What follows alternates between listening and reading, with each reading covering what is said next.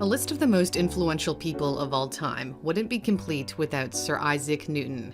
Newton's laws are tied to almost everything we see in everyday life. They help us understand how cars work, how baseballs move, how anything moves. Yet there was a secret side to this 17th century scientist, which will become clear by the end of this story. By his mid-20s, Newton had already invented calculus. Not bad for the son of an illiterate farmer. He would never meet his father, who died 3 months before his birth on Christmas Day, 1642, in the small English village of Woolsthorpe Manor, in the county of Lincolnshire. He was a premature baby and so small, he was later told he could fit inside a quart mug. He barely survived. When Newton was 3, his mom remarried and moved to a nearby village to live with a wealthy clergyman.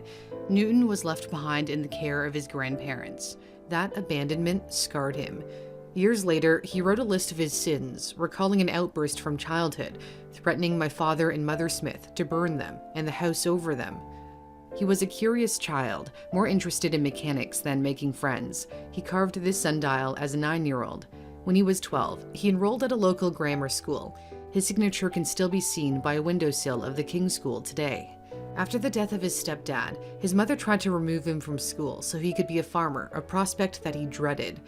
Luckily, the schoolmaster convinced his mother to send him back to class, where he gained the knowledge necessary to enter the University of Cambridge in 1661, paying his way by working as a valet.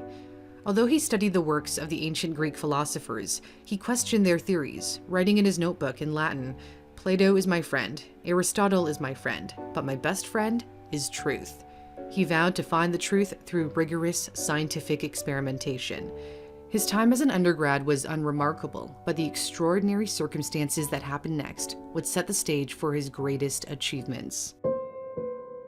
Shortly after receiving his bachelor's degree in 1665, the bubonic plague ravaged Europe and would take the lives of an estimated 1 out of every 4 people in London.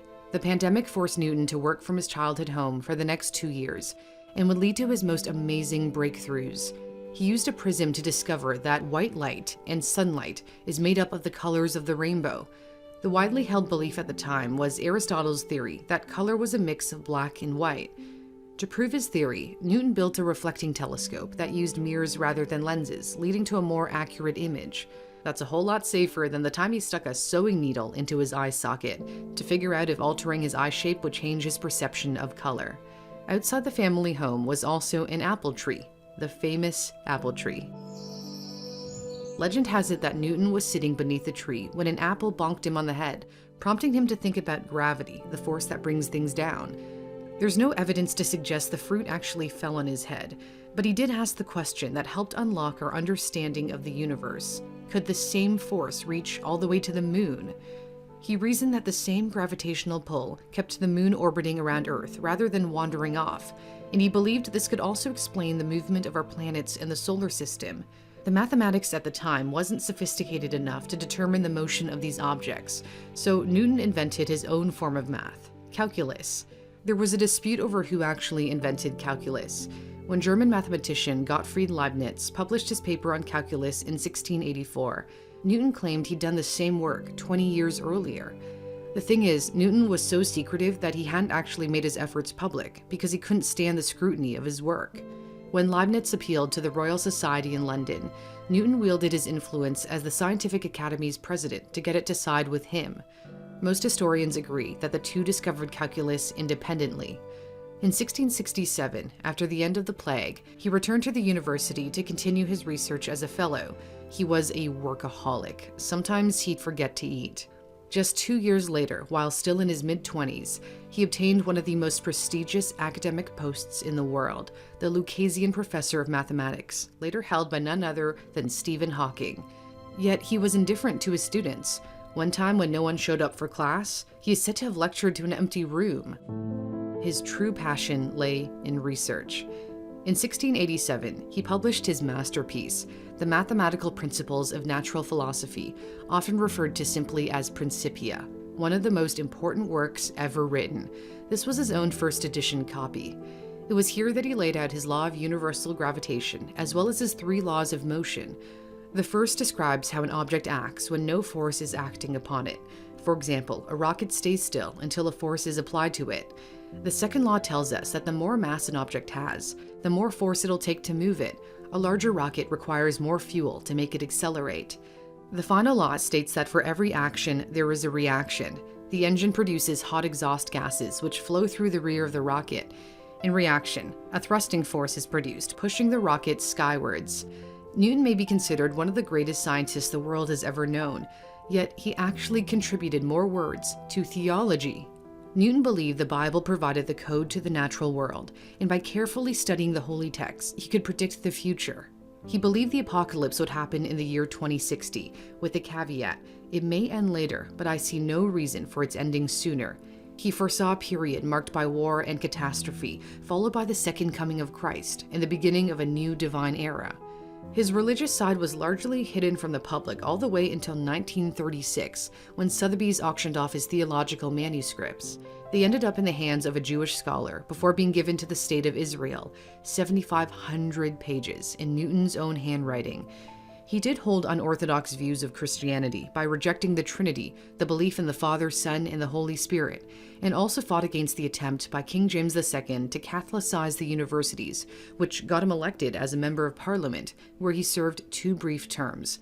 Apparently, the only thing he said on the record was to request that a window be closed. Newton also had another unknown side to him. He spent 25 years secretly studying alchemy, the search for a method to turn common metals into gold. This is a manuscript where Newton wrote down a recipe thought to be a step toward concocting the mythical Philosopher's Stone, now popularized in the Harry Potter series. Alchemists believed it could even help humans achieve immortality. Unfortunately, Newton may have gotten mercury poisoning from all the time spent in the laboratory. Examinations of his hair after his death found high levels of the toxic compound, which scholars believe could explain his mental breakdown in 1693 when he lost grip on reality. He wrote letters accusing the few friends he had of conspiring against him. He suffered from insomnia and depression. The personal crisis lasted a year and a half. Not too long after, he ended his 30-year career at Cambridge. In 1696, he moved to London to help run the Royal Mint. Britain's finances were in ruins because of the rampant practice of clipping off pieces of coins. Counterfeiting was also an issue. Newton used his scientific precision to improve the accuracy of coin making as warden and then master of the mint. He also took it upon himself to prosecute culprits, some of whom ended up hanging from the gallows. His later years would be spent further cementing his reputation, and sometimes that meant trying to erase his rivals from the history books. Another ugly dispute involved a brilliant scientist named Robert Hooke, who contended he was the one who gave Newton the notion that led to his theory of gravity and wanted credit. In response, Newton is accused of using his powers as president of the Royal Society to get rid of the only known portrait of Hooke. None exists to this day. Newton succeeded in getting the legacy he wanted. In 1705, Queen Anne of England knighted him during a royal visit to the University of Cambridge, making him Sir Isaac Newton, a complicated man who remained reclusive yet desperately wanted to be remembered, who threw himself into his work at the cost of all hobbies and never married, who was a man of science and also a man of faith. Newton died in his sleep on March 20, 1727, and was buried at Westminster Abbey. The Latin inscription on his grave reads, "Here lies that which was mortal of Isaac Newton." His immortal legacy continues to mold our modern world.